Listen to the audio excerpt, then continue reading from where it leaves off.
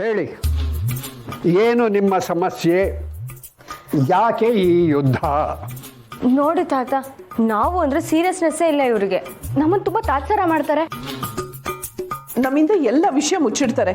ನಮ್ಗೇನನ್ನು ಸರಿಯಾಗಿ ಹೇಳಲ್ಲ. ಸರ್ಪ್ರೈಸ್ ಅಂದರೆ ಅದೇ ಅಲ್ವಾ ದತ್ತ? ಎಲ್ಲ ವಿಷಯನೂ ಹೇಳಿ ಸರ್ಪ್ರೈಸ್ ಕೊಡೋಕ್ಕಾಯ್ತಾ? ಅವೇನೋ ಜಗಳಾಡಿರೋ ಥರ ನಾಟಕ ಆಡಿ ಸ್ವಲ್ಪ ಚಮಕ್ ಕೊಟ್ವಿ ಅಷ್ಟೇ. ಆದರೆ ನಾವು ನಾಟಕ ಆಡೋದು ಒಳ್ಳೆ ಉದ್ದೇಶಕ್ಕೆ. ಆದ್ರೆ ಅದರಿಂದ ನಮ್ಗೆಷ್ಟು ಟೆನ್ಷನ್ ಆಯ್ತು ಅಂತ ಗೊತ್ತಾ ಇವ್ರಿಗೆ? ಮನೆ ಏನಾಗ್ಬಿಡುತ್ತೋ ಅನ್ನೋ ಭಯದಲ್ಲಿ ಒದ್ದಾಡಿದೀವಿ. ಹೆಂಡತಿನ ಬರೀ ಬಾಯಿ ಮಾತಲ್ಲಿ ಅರ್ಧಂಗಿ ಅಂತ ಹೇಳೋದಲ್ಲ. ಕಷ್ಟ, ಸುಖ, ನೋವು, ನಲಿವು ಎಲ್ಲ ಹೇಗೆ ಹಂಚ್ಕೋತಾರೋ ಹಾಗೆ ಎಲ್ಲ ವಿಷಯನೂ ಹೆಂಡತಿ ಹತ್ರ ಹಂಚ್ಕೋಬೇಕು. ಇದು ಕರೆಕ್ಟ್ ಅಲ್ಲ ದತ್ತ,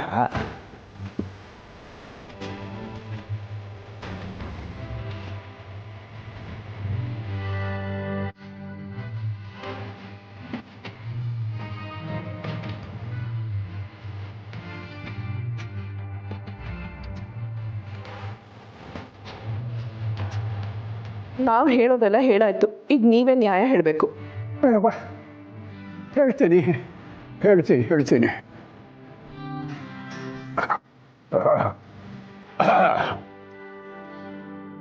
ವಾದ ವಿವಾದಗಳನ್ನು ಆಲಿಸಿದ ನಂತರ ಈ ಕೋರ್ಟು ಈ ತೀರ್ಪಿಗೆ ಬಂದಿದೆ. ನ್ಯಾಯದ ತಕ್ಕಡಿ ಹೆಣ್ಣು ಮಕ್ಕಳ ಕಡೆ ವಾಲಿದೆ.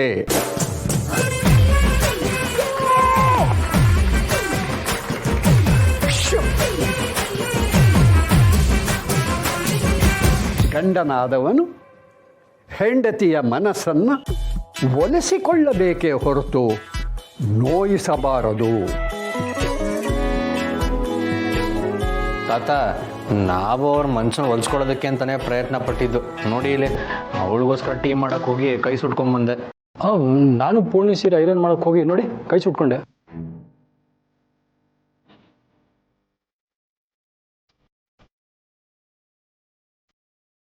ಅಯ್ಯೋ, ಏನ್ರು ಇದೆಲ್ಲ? ನೀವ್ ಯಾಕೆ ಇಷ್ಟು ಕಷ್ಟಪಡಕ್ ಹೋದ್ರಿ? ತೋರ್ಸ. ತಾಯಿ ಕರಳು ಕರಗೋಯ್ತು. ಇನ್ನು ಇವೆರಡೂ ಇವೆ. ಓಹೋ, ಇವು ಅಷ್ಟು ಸುಲಭವಾಗಿ ಕರಗೋ ಹಾಗೆ ಕಾಣಿಸ್ತಿಲ್ಲ. ನನ್ನ ಅನುಭವದಲ್ಲಿ ಒಂದು ತೀರ್ಪು ಕೊಡ್ತೀನಿ.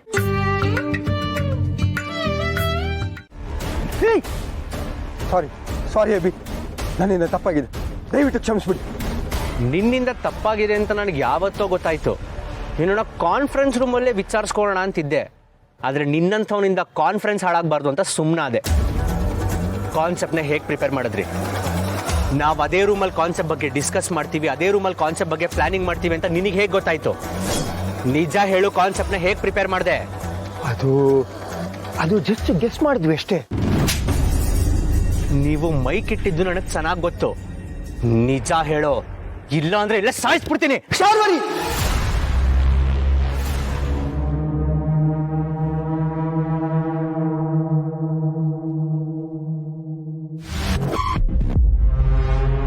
ಏನೋ ಬೊಗಳ್ತಿದ್ಯಾ ನೀನು? ಹೌದು, ಶಾರ್ವರಿ ಅವರೇ ಇದನ್ನೆಲ್ಲ ಮಾಡೋದಕ್ಕೆ ಹೇಳಿದ್ದು.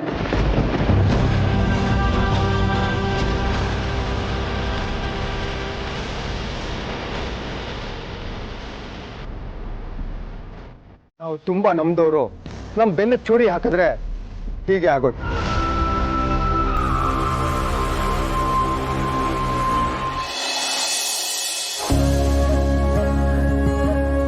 ತುಳಸಿ, ಇವತ್ತು ನಿನ್ನ ಮಗ ಆ ರೌಡಿ ಅಪ್ಪನ್ನ ಮೀಟ್ ಮಾಡೋಕೆ ಹೋಗಿದ್ದಾನೆ. ಮಾವ, ಆ ರೌಡಿ ತಂದೆ ನಿಜವಾಗ್ಲೂ ಸಿಗ್ತಾನೆ ಅಂತೀರಾ?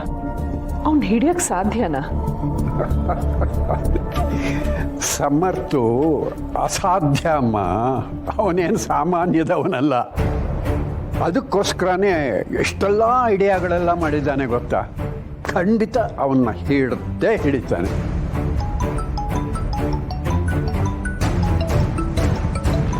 ನೋಡು, ನೆನೆದವರ ಮನದಲ್ಲಿ ಅವನೇ ಫೋನ್ ಮಾಡಿದ್ದಾನೆ.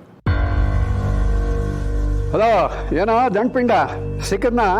ತಾತ ಆ ರೌಡಿ ತಂದೆ ಸಿಕ್ಕಾಕೊಂಡಾಯ್ತು. ಈಗಷ್ಟೇ ಅವ್ರನ್ನ ಪೊಲೀಸ್ ಕಸ್ಟಡಿಗೆ ಕೊಟ್ಟಿದ್ದೀನಿ. ಪಾಪು ಅವ್ರೇನಾದ್ರೂ ಹೇಳಿದ್ರೇನೋ? ಓ ತಾತ, ನೀವು ಅಮ್ಮನ ಮನೇಲಿದ್ದೀರಾ?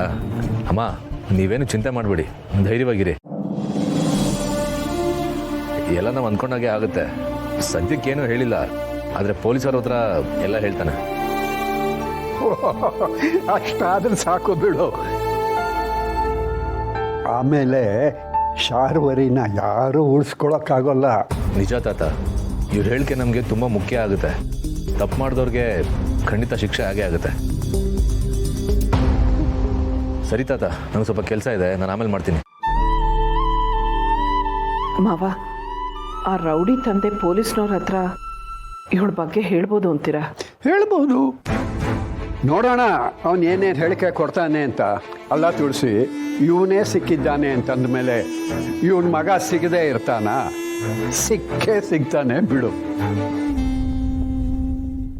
ನಾವು ಒಬ್ರನ್ನ ನಂಬ್ಕೊಂಡು ಅವ್ರು ಕೊಟ್ಟಿದ್ದೆಲ್ಲ ಅಮೃತ ಅಂತ ತಿಂತಾ ಇರ್ತೀವಿ. ಅದು ಅಮೃತ ಅಲ್ಲ, ವಿಷ ಅಂತ ಗೊತ್ತಾದಾಗ ಪ್ರಾಣ ಹೋದಷ್ಟು ಸಂಕಟ ಆಗುತ್ತೆ. ನಿಮ್ಮ ಸಂಕಟ ನನಗೆ ಅರ್ಥ ಆಗುತ್ತೆ. I am really sorry. ನಾನು ತಪ್ಪು ಮಾಡಿದ್ದೀನಿ, ಆದರೆ ಆ ತಪ್ಪನ್ನ ಮಾಡು ಅಂತ ಹೇಳಿದವ್ರೆ ನಿಮ್ಮ ಚಿಕ್ಕಮ್ಮ. ತಪ್ಪಿಸ್ಕೊಳಕ್ಕೆ ಬಾಯಿಗೆ ಬಂದಾಗ ಮಾತಾಡ್ಬೇಡ. ನನ್ನ ಫ್ಯಾಮಿಲಿ ಬಗ್ಗೆ ಮಾತಾಡಕ್ಕೆ ನಿನಗೆ ಯೋಗ್ಯತೆ ಇಲ್ಲ. ನಿನ್ನಂಥ ಕುತಂತ್ರಿ ಮಾತನ್ನ ನಾನು ನಂಬ್ತೀನಿ ಅನ್ಕೊಂಡಿದ್ಯಾ? ನಮ್ಮ ಕುಟುಂಬದ ಮಧ್ಯೆ ತಂದಿಡ್ಬೇಕು ಅಂತ ನೋಡ್ತಿದ್ಯಾ? ನನ್ನ ಚಿಕ್ಕಮ್ಮ ದೇವತೆ, ಅವ್ರು ಇದುವರೆಗೂ ನಮಗೆ ಅಮೃತ ಕೊಟ್ಟೇನೆ ಬೆಳೆಸಿರೋದು. ಹಾಗಂತ ನೀವು ಅನ್ಕೊಂಡಿದ್ದೀರ? ಇದುವರೆಗೂ ನಿಮ್ಮ ಮನೆಯಲ್ಲಾಗಲಿ ನಿಮ್ಮ ಕಂಪನಿಲಾಗಲಿ ಏನೇ ಅನಾಹುತ ಆಗಿದ್ರು ಅದಕ್ಕೆಲ್ಲ ಕಾರಣ ನಿಮ್ಮ ಚಿಕ್ಕಮ್ಮ.